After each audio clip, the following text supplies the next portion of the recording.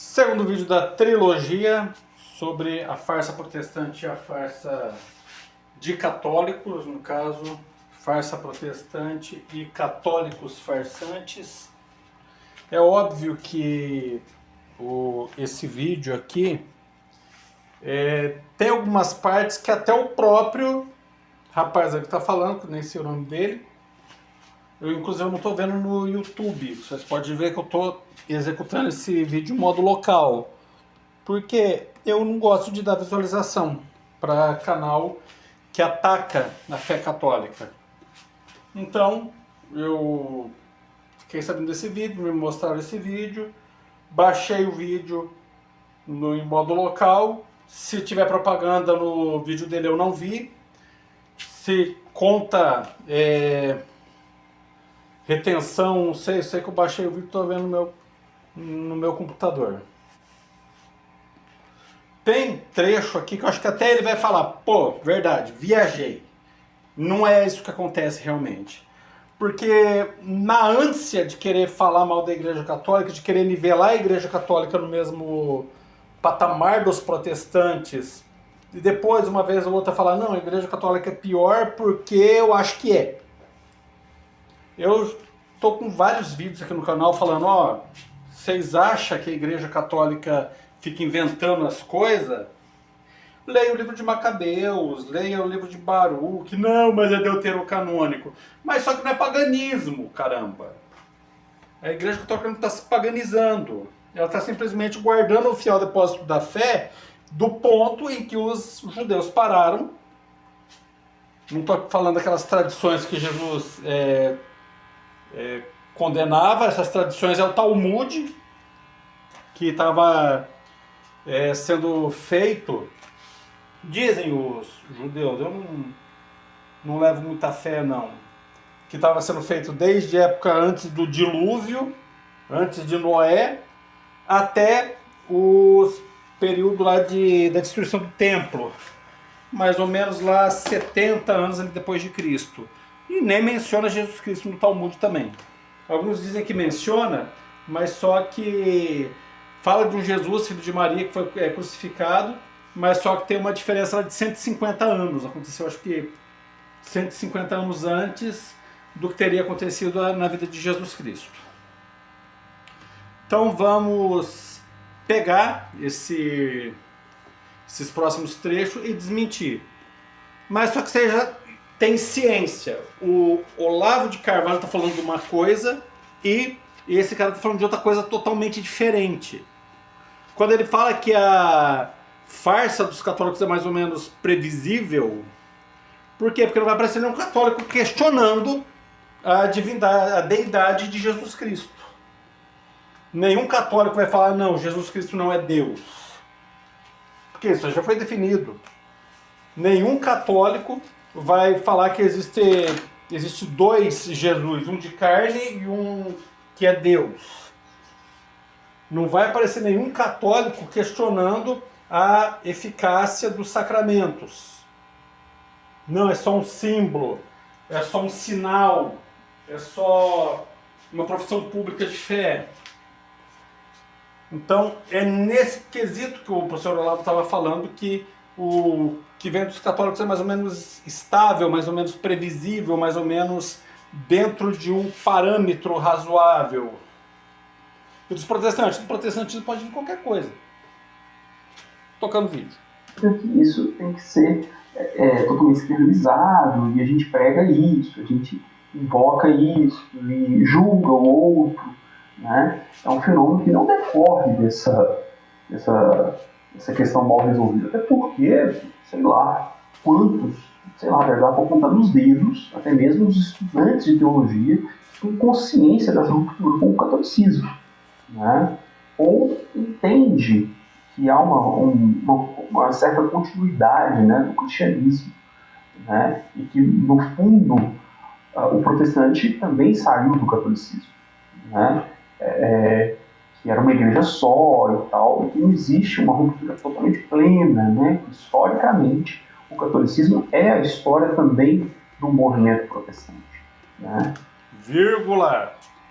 O catolicismo é a história do movimento protestante, Da mesma forma que, sei lá, Karl Marx faz parte da história da filosofia.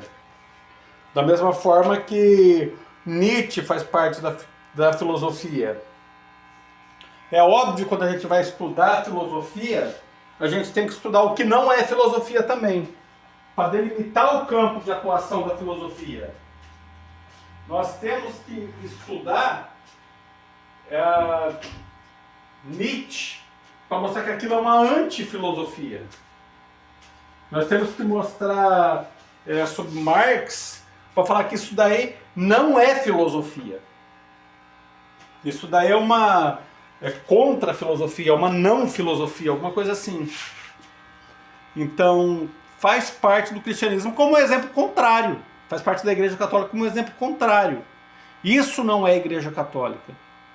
Isso daí é tão parte da Igreja Católica quanto sei lá, nestorianismo, priscilianismo, o catarismo, o marcionismo e outros movimentos aí. Por quê? Porque eles saíram da igreja e são hereges. São apóstatas. Então, querer invocar a autoridade da igreja em cima do protestantismo é um raciocínio falho. Porque é justamente o que não é a igreja católica, o protestantismo. E eles se orgulham de ser diferentes. Eles fazem questão de ser bem diferentes da igreja católica. E agora, esse que os estudantes de teologia, a maioria dos protestantes não tem essa consciência de ruptura com a Igreja Católica, pergunta, você é o quê? Eu sou evangélico. Você se considera um cristão reformado? Sim, mas reformado a partir do quê? O que tinha antes da reforma para você ser reformado? A Igreja Católica. Todo mundo sabe disso. Ou será que é preciso ter um QI mais de 120 para entender isso? É preciso ter um conhecimento histórico maior do que, sei lá, pouco menor do que saber que Lutero pregou as 95 teses na porta de uma catedral e que dá para contar nos dedos as pessoas que sabem que Lutero pregou as teses dele numa catedral católica e que ele era um monge católico. Então isso daí é óbvio, né? É óbvio que os protestantes têm conhecimento dessa ruptura. Então, assim, membros não têm a menor consciência disso. Né? E vários estudantes têm consciência disso. Então, dizer que é uma questão mal resolvida, né? Quem nasce dentro de igrejas protestantes nem tem essa consciência, nem conhece a doutrina católica, nem conhece os ensinos católicos, os sacramentos, os rituais católicos.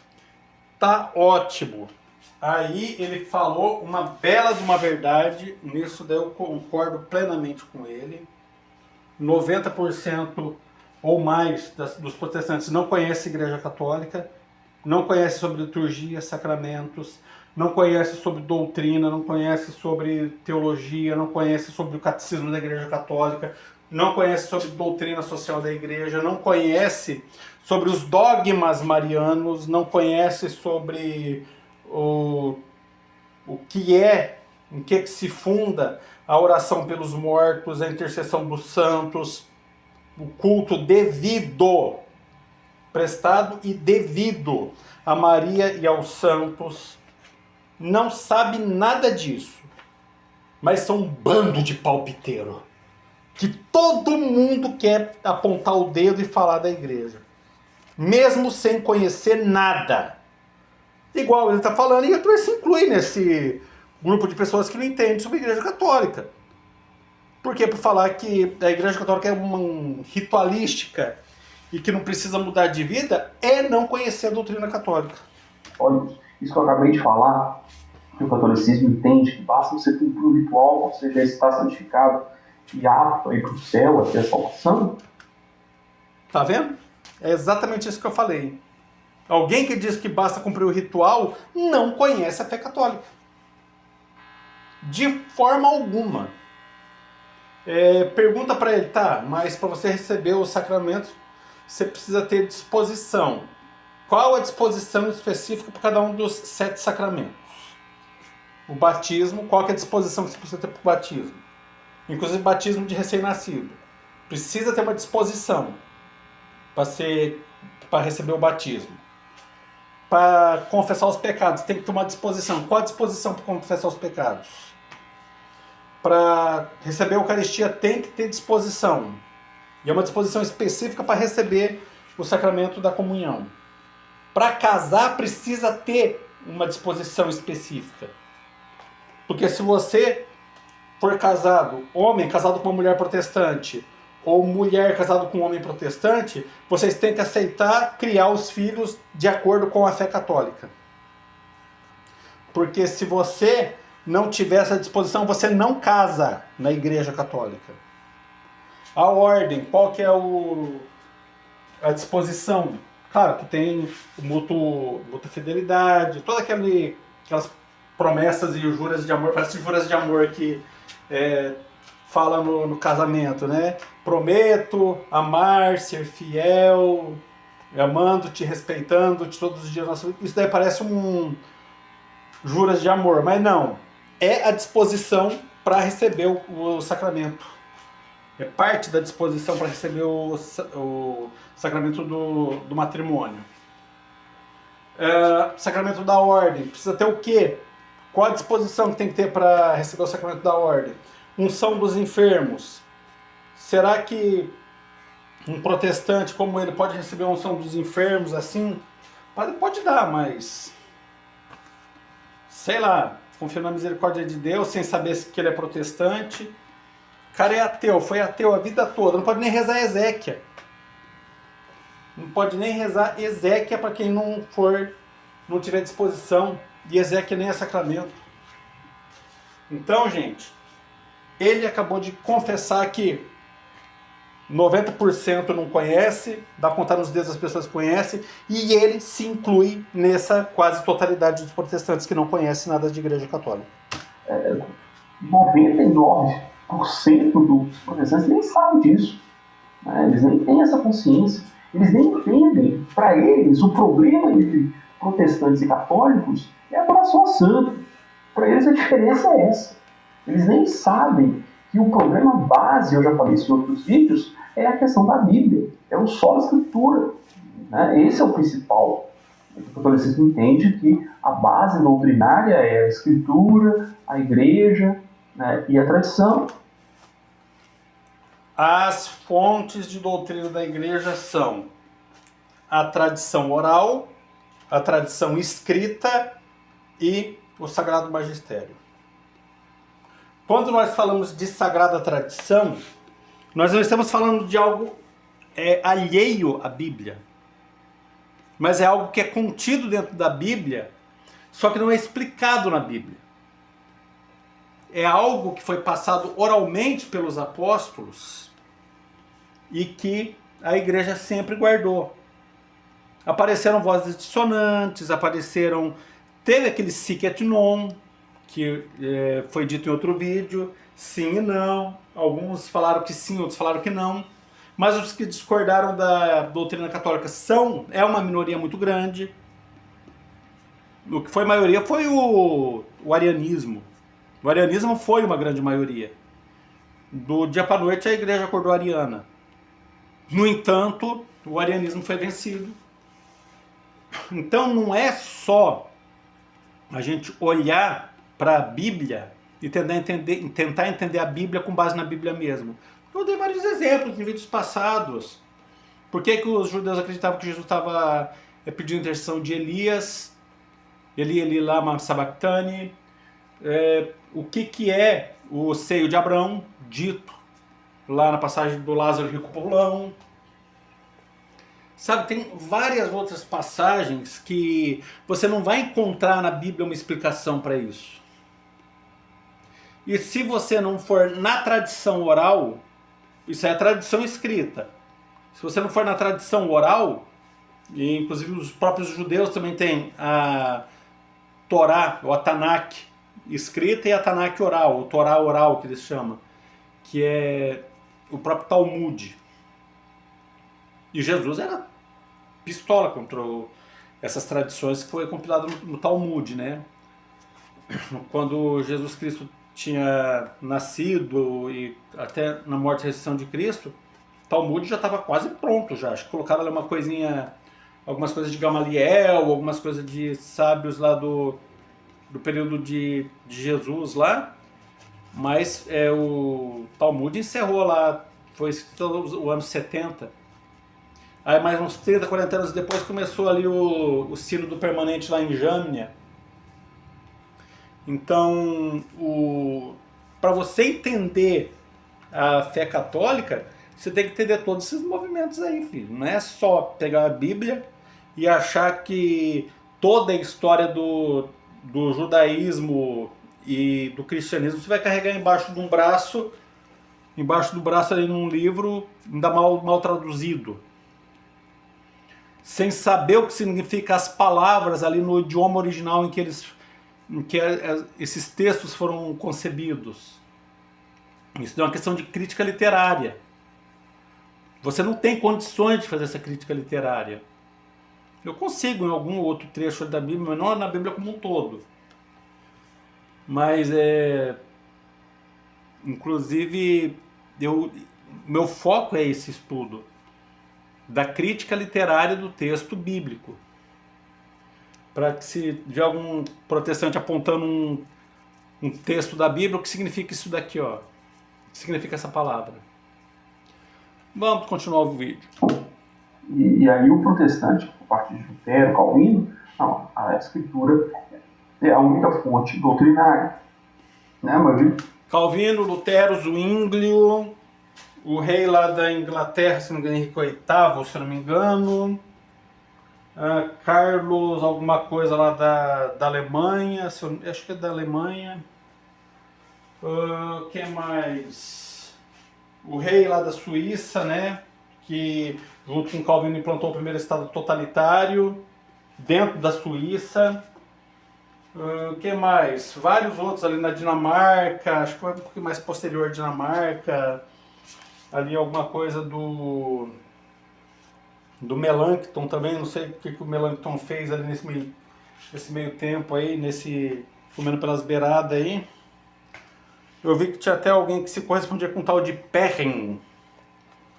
Falei, será que é parente meu esse cara? Mas eu acho que não.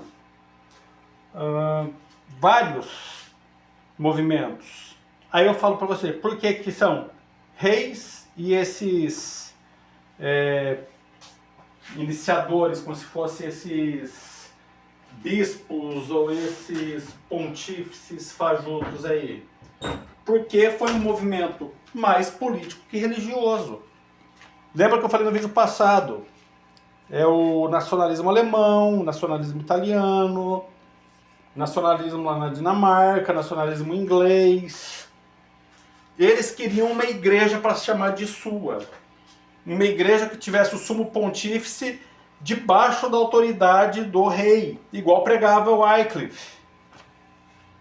Agora eu não sei se é o Wycliffe ou Tyndale, eu tenho quase certeza que é o Wycliffe, porque o Wycliffe é um nome um pouquinho mais inglês ali, né? Então, gente, quer entender de história? Vamos estudar história junto, vamos lá, vamos conversar sobre o que pregava Tyndale, o que pregava Wycliffe, qual a influência deles ali na Reforma, por que a Bíblia que eles traduziram, principalmente acho que o Wycliffe traduziu para o inglês e não foi jogado fora. Por que a Bíblia dele não foi boa? Por que a Bíblia dele não foi aceita nem pelos protestantes? Os protestantes, nossa, praticamente colocam no pedestal esse tal de Wycliffe. Por que a Bíblia dele não é aproveitada por vocês? Igual a Bíblia King James, que é aproveitada. Os protestantes nem sabem disso. Então, dizer que há um problema mal resolvido, isso é uma análise sofisticada, mas ao mesmo tempo, né, sem fundamento, sem base fática. Beleza? Vamos continuar aqui então. Calma lá, agora vamos falar dessa questão mal resolvida. Essa questão mal resolvida do protestantismo, ele assumiu em determinado período, ali, uma determinada altura do vídeo, que eles não fazem mais confissões públicas. Assumiu que errou? Mudou a doutrina dos sacramentos da tua igreja? É isso que eu quero que ele assuma.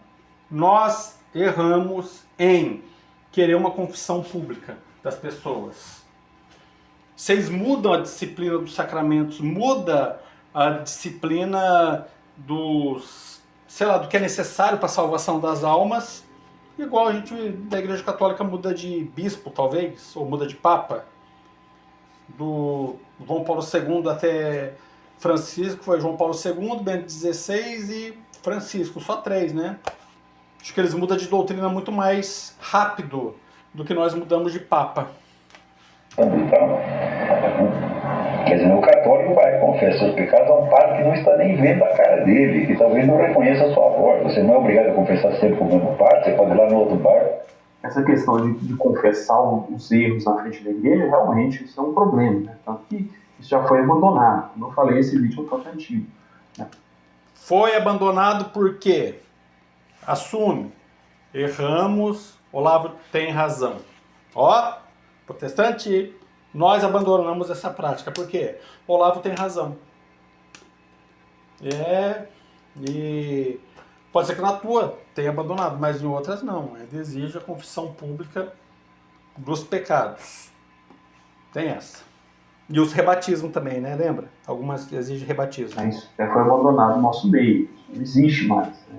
Talvez eles pentecostais façam isso, mas isso já se percebeu que isso é extremamente errado. Eu confesso com o padre que você nunca mais vai ver. Tá certo? Então, a situação da confissão reflete simbolicamente a intimidade da sua conversa com o próprio Deus. Ninguém está ouvindo. Tá certo? Onde você pede a Deus, isso aí aparece muitas vezes, por exemplo, nos Salmos, né? Não permita que o meu inimigo me envergonhe, me humilhe, né? Usando o quê? Os meus próprios pecados. Todo mundo tem pecado suficiente para ser humilhado em público 1000 vezes, né? Então, confessamos aquilo em privado, né? Que ninguém nos ouça. E aquilo que você confessa a Deus, você abre para Deus, Ele encobre perante os homens. Tá certo? Agora, se você chega lá numa assembleia, você não sabe quem está lá dentro. Você não sabe se os caras são realmente fiéis, se são verdadeiras almas cristãs, se são os seus irmãos ou seus inimigos. E chega lá, eu fiz isso, eu comi a mulher do fulaninho, eu desviei dinheiro do banco, eu fiz mais isso, mais aquilo, eu tomei pico. Epa! Né?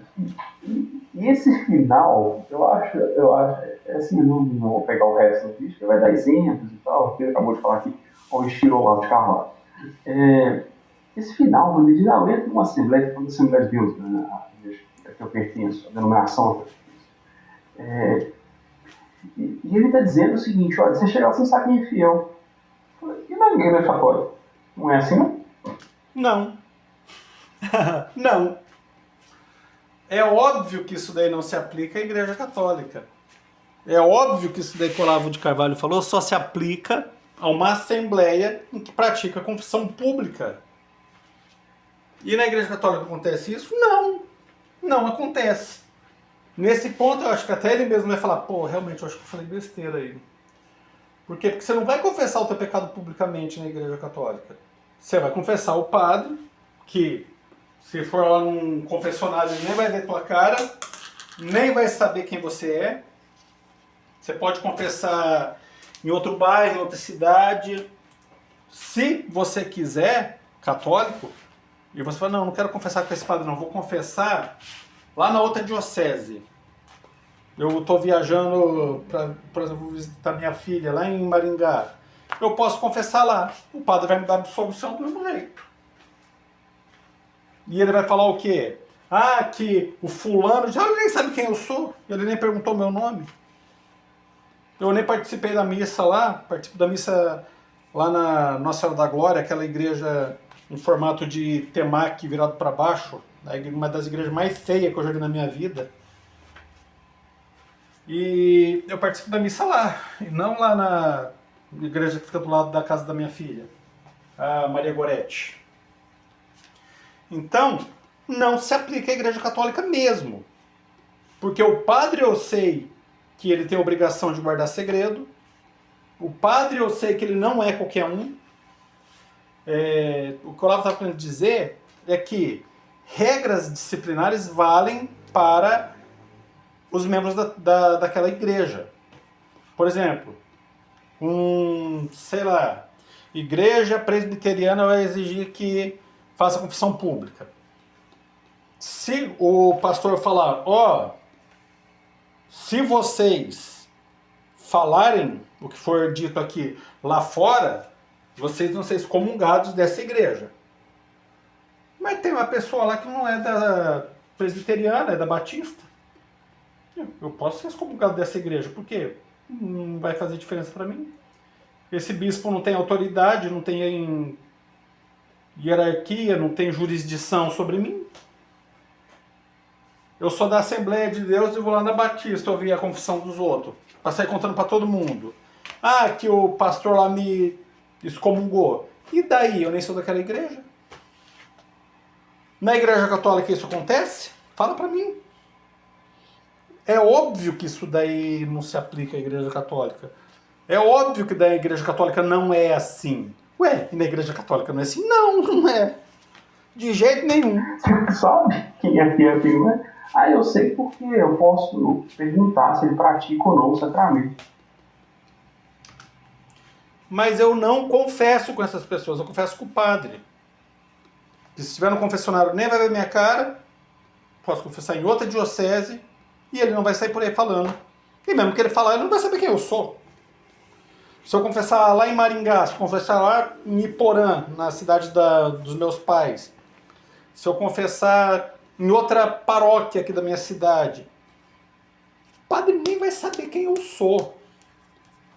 No máximo vai falar, pode usar até o que eu falei na homilia, pode até usar a minha confissão na homilia. As pessoas não vão saber quem eu sou, não vão saber a que confissão aquilo se refere. Então, isso não se aplica, isso não tem o menor sentido que você está falando. Esse que é o problema. Por que eu não debato mais? Você é tão bom, por que você não debate mais? Porque não tem ninguém com condição de debater. Eu pego essas questões mostrando que não faz sentido a pergunta que a pessoa fez, que não tem o menor nexo, e qualquer coisa que responda é a mesma coisa que nada. Aí vai falar o quê? Tá fugindo do debate, tá fugindo da pergunta que eu te fiz. Cara, eu não tô falando que a tua pergunta não faz sentido. A tua pergunta não tem o que eu responder. Na Igreja Católica não é assim? Não, não é. Porque eu vou confessar só pro padre. Tá fugindo do debate. Como assim fugindo do debate? Porque eu pego justamente essas questões de falha de raciocínio, eu não estou falando disso. Tem um exemplo que eu gosto muito que é sobre cultura. O que é o antônimo de cultura? Cultura é um substantivo, o substantivo não tem antônimo. Mas incultura. Não, estou falando da cultura brasileira. Estou falando da cultura assim, de cultura brasileira, no sentido de cultura argentina, no sentido de cultura gaúcha. O que é o antônimo de cultura nesse contexto? Aí não tem. Mas e incultura? Incultura é substantivação de um adjetivo, culto. E o adjetivo sim tem antônimo. Aí, quando eu estou falando de cultura em um sentido e o cara falando de cultura no outro, eu não estou falando disso. Estou falando de intercessão dos santos. E o cara está falando de idolatria, eu não estou falando disso. O teu pastor vai rezar por você e você não está idolatrando ele também. Não, mas só que você está fugindo do debate. Eu estou falando da intercessão dos santos, não da intercessão de pessoas que estão vivas. Eu também não estou falando da mesma coisa que você. E é difícil explicar o beabá para quem está querendo ter uma discussão de alto nível, toda hora tem que ficar parando para explicar o beabá de um debate, explicar o beabá de um raciocínio lógico, o beabá ali de ligar Lé com Cré. Então, esse cara ali não ligou Lé com Cré. Na igreja não acontece isso? Não, não acontece isso. Você tem que procurar saber. Você só vai conhecer e saber se alguém é cristão de verdade ou não vendo aquela pessoa. Isso vai em qualquer lugar do mundo, gente. Mas eu não vou confessar o pecado para uma pessoa que eu não sei se é um verdadeiro cristão ou não. Vou confessar para o padre que tem a obrigação de guardar segredo. Esse daqui é uma ampliação tão indevida que não deveria nem gastar tanto tempo falando, é ridículo. Né? Então, de novo, para nós fecharmos aqui, eu não estou criticando o Olavo de Carvalho, eu estou achando. Ó, 12 minutos, falta 4 minutos. Só que nesses 4 minutos tem tanta acusação, tanta coisa fora de contexto, que aí eu vou parar. Ó, ele falou isso e a resposta é essa. Toca mais 10, 15 segundos, ele falou isso, a resposta é essa. Então não vai dar para concluir o vídeo hoje, mas amanhã, se Deus quiser, eu concluo o vídeo. E vocês vão ver que quando ele fala alguma coisa que faz mais ou menos algum sentido, é mentira. Quando ele fala alguma coisa que não faz sentido nenhum, é mentira também, né? Então é dessa forma. E por que eu não debato? Como é que eu vou debater com uma pessoa dessa? Eu não vou, confissão dos pecados é errado. Sim, mas a gente abandona essa prática. Então vocês mudam a doutrina dos sacramentos, a gente não acredita em sacramento. Então por que tinha que confessar publicamente? Se não for para ter o perdão, se não for para poder ser reinserido na comunidade, por que tinha que fazer isso? Agora não precisa mais para ser reinserido na comunidade? Então vocês mudam a doutrina de coisas importantes mais do que nós aqui na Igreja Católica mudamos de papo.